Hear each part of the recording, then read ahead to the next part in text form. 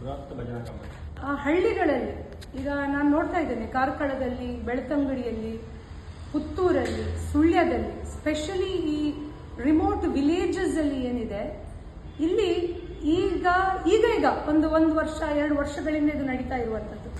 ಈ ಹೆಣ್ಣು ಮಕ್ಕಳನ್ನು ಒಂದು 15 ಜನ ಹೆಣ್ಣು ಮಕ್ಕಳನ್ನು ಒಂದು ಗ್ರೂಪ್ ಮಾಡಿಸ್ಕೊಂಡು ಅವರನ್ನು ಈ ರೋಡ್ ಮನೆಗೆ ಒಂದು 15 ಮನೆ 20 ಮನೆ ರಾತ್ರಿ, ಮೊದಲಿನ ಕಾಲದಲ್ಲಿ ನಾವು ಸಣ್ಣವರಿರುವಾಗ ಗಂಡಸರು ಹೋಗ್ತಾ ಇದ್ರು, ಒಂದು ಮನೆಯಿಂದ ಇನ್ನೊಂದು ಮನೆಗೆ ಭಜನೆ ಮಾಡಿಕೊಂಡು ನಗರ ಭಜನೆ ಅಂತ ಹೇಳಿ ಹೋಗ್ತಾ ಇದ್ರು, ಎಲ್ಲರಿಗೂ ಗೊತ್ತಿದ್ದಾಗೆ.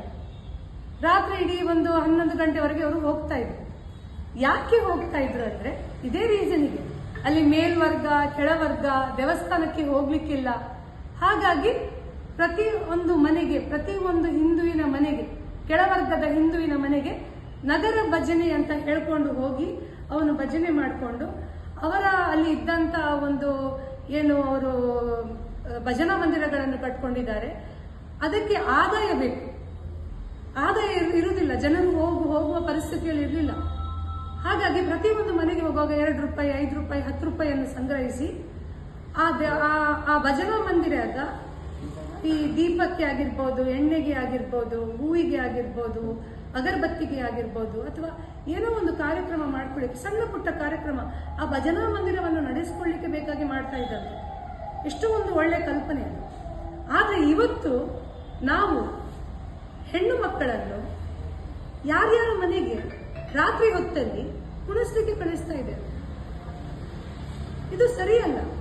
ಯಾರು ಆರ್ಗನೈಸ್ ಮಾಡ್ತಾನೆ ಅವನ ಮನೆಯ ಹೆಣ್ಣು ಮಗಳನ್ನು ಕಳಿಸ್ತಾನ, ಅವನ ಹೆಂಡತಿಯನ್ನು ಕಳಿಸ್ತಾನ. ಸೊ ನಾವು ನಮ್ಮ ಮಕ್ಕಳನ್ನು ಕಳಿಸುವಾಗ ಯೋಚಿಸಬೇಕು. ಧರ್ಮ ಮಾರ್ಗದಲ್ಲಿ ಇರಬಾರ್ದು, ಧರ್ಮ ನಮ್ಮ ಮನಸ್ಸಲ್ಲಿರ್ಬೇಕು, ನಮ್ಮ ಮನೆಯಲ್ಲಿರ್ಬೇಕು, ನಮ್ಮ ದೇವಸ್ಥಾನಗಳಲ್ಲಿರ್ಬೇಕು. ನಾವು ನಮ್ಮ ಹೆಣ್ಣು ಮಕ್ಕಳನ್ನು ಬೀದಿಗೆ ಬಿಟ್ರೆ ನಾವು ನಮ್ಮ ಧರ್ಮವನ್ನು, ನಮ್ಮ ಮಾನವನ್ನು ಹರಾಜು ಮಾಡಿದಾಗ ಕೊಡ್ಬೇಕು. ಇಂಥ ಪದ್ಧತಿ, ಇಂಥ ಸಂಸ್ಕೃತಿ ನಮ್ಮಲ್ಲಿ ಇತ್ತ ಮೊದಲು. ಹೆಣ್ಣು ಮಕ್ಕಳು ಹೋಗಿ ಮನೆಗೆ ಹೋಗಿ ಕುಣಿಯುವಂತ ಸಂಸ್ಕೃತಿ ಮೊದಲಿತ್ತ, ದಾರಿಯಲ್ಲಿ ಕುಣಿಯುವಂತ ಸಂಸ್ಕೃತಿ ಮೊದಲಿತ್ತ. ಯಾರು ಧರ್ಮವನ್ನು ಪ್ರಚಾರ ಮಾಡ್ತಾ ಇದ್ದಾರೆ, ಸೋ ಕಾಲ್ಡ್ ಲೀಡರ್ಸ್ ಯಾರಿದ್ದಾರೆ, ಇದಕ್ಕೆ ಉತ್ತರ ಕೊಡ್ಬೇಕು. ಉತ್ತರ ಅವರು ಕೊಡ್ತಾರೆ ಅಂತಂದ್ರೆ, ಹೌದು ಇದಿತ್ತು, ಇದಾಗಬೇಕು ಅಂತ ಇದ್ರೆ ಫಸ್ಟಿಗೆ ಅವರ ಮನೆಯ ಹೆಣ್ಣು ಮಕ್ಕಳನ್ನು ಕುಣಿಸಿ ನೋಡ್ಬೇಕು, ತೋರಿಸ್ಬೇಕು ಉಳಿದವರಿಗೆ.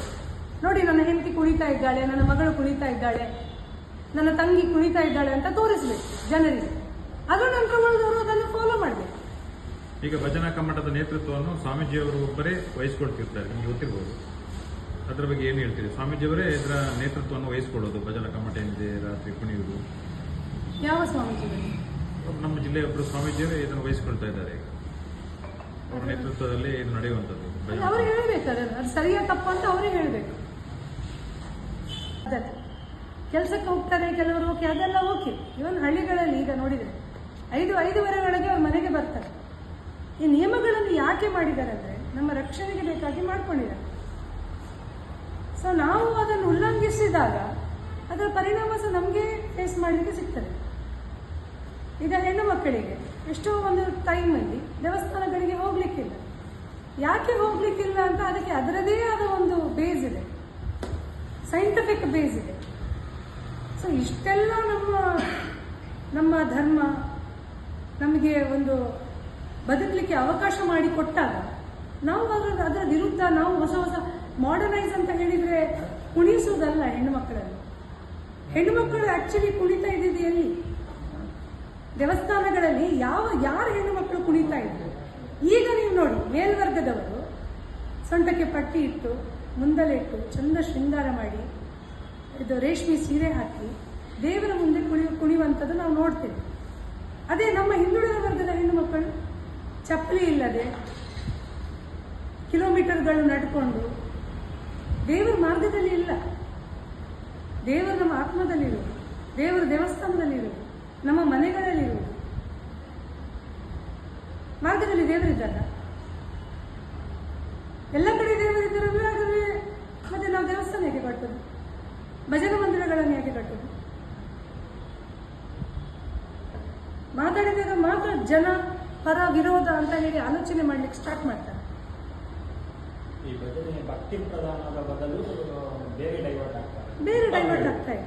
ಈ ಭಕ್ತಿ ಪ್ರಧಾನ ಭಕ್ತಿ ಪ್ರಧಾನ ಇಲ್ಲ. ಉಳಿಸ್ಲಿಕ್ಕೆ ಮಾಡ್ತಾ ಇದ್ರು. ಹೌದು. ಈಗ ಕುಣಿತ ಅಂತ ಮೂಲಕ ಐಷಾರಾಮಿಯಾಗಿ ಬೇರೆ ಸ್ಟೈಲಲ್ಲಿ ಹೋಗ್ತಾರೆ. ಹೌದು. ಆ ರೀತಿ ಹೇಳ್ತಾರೆ.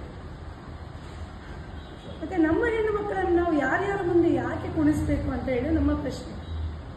ನಮ್ಮ ಹೆಣ್ಣು ಮಕ್ಕಳನ್ನು ಯಾರ್ಯಾರು ದಾರಿ ಬೀದಿಯಲ್ಲಿ ಹೋಗುವವನು ನಮ್ಮನ್ನು ನೋಡೋದು ಯಾಕೆ?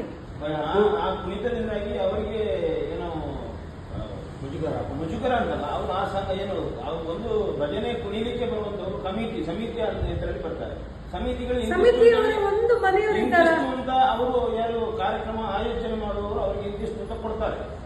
ಯಾರಿಗೆ? ಅದೇ ನಾನು ಹೇಳಿ ಭಕ್ತಿ ಪ್ರಧಾನದ ಬದಲು ಒಂದು Business ಆಗ್ತದೆ. ಅದು ವಿಷಯ. ಅದರದೇ ಆದ ಒಂದು ಪಾವಿತ್ರ್ಯತೆ ಇದೆ. ಅದನ್ನು ಬಿಟ್ಟು ನಮ್ಮ ಹೆಣ್ಣು ಮಕ್ಕಳನ್ನು ಚಪ್ಪಲಿ ಇಲ್ಲದೆ ಯಾರ್ಯಾರ ಮುಂದೆ ರೋಡ್ ಸೈಡ್ ಅಲ್ಲಿ ಕುಣಿಸುವುದು ತಪ್ಪು. ಈಗ ನಿಮ್ಮ ಹೇಳಿಕೆ ಪ್ರಕಾರ ರೋಡಿಗೆ ತಂದವರು ಯಾರು? ರೋಡಿಗೆ ತಂದವರು ಯಾರಿಗೆ ಇದನ್ನ ನೇರವಾಗಿ ಹೇಳ್ತೀರಿ? ರೋಡಿಗೆ ತಂದವರು ರಾಜಕೀಯದವರು. ರೋಡಿಗೆ ತಂದವರು ರಾಜಕೀಯದವರು. ಯಾವಾಗ ನಮ್ಮ ಧರ್ಮ ನಮ್ಮ ಸಂಸ್ಕೃತಿಯ ಜೊತೆ ನಾವು ರಾಜಕೀಯವನ್ನು ತಂದು ಅದನ್ನು ಬೆರೆಸಲಿಕ್ಕೆ ರಾಜಕೀಯ ಲಾಭ ಮಾಡ್ಕೊಳ್ಳಿಕ್ಕೆ ನೋಡ್ತೇವೆ, ಆವಾಗ ಇದೆಲ್ಲ ನಡೆಯುವುದು. ಈಗ ಒಂದು ಕಾಲಘಟ್ಟ ಇತ್ತು, ಗಂಡು ಮಕ್ಕಳನ್ನು ರಾಜಕೀಯಕ್ಕೆ ಉಪಯೋಗ ಮಾಡಿ ಅವರ ಹತ್ಯೆ ಮಾಡಿ ರಾಜಕೀಯ ಮಾಡುವಂಥದ್ದು. ಈಗ ಯಾರು ಗಂಡು ಮಕ್ಕಳು, ಈಗ ಯಾರು ಗಂಡಸರು ಬರ್ತಾ ಇಲ್ಲ, ಇವರಿಗೆ ಅವರು ಸಿಗ್ತಾ ಇಲ್ಲ. ಹಾಗಾಗಿ ಈಗ ಇದು ಒಂದು ಹೊಸ ಟ್ಯಾಕ್ಟಿಕ್ಸ್, ಹೆಣ್ಣು ಮಕ್ಕಳನ್ನು ಮುಂದೆ ಇಟ್ಟು ರಾಜಕೀಯ ಮಾಡುವಂಥದ್ದು, ಧರ್ಮವನ್ನು ಒಡೆಯುವಂಥದ್ದು, ಧರ್ಮಕ್ಕೆ ಚ್ಯುತಿ ಬರುವಾಗೆ ನಡೆಸುವಂಥದ್ದು.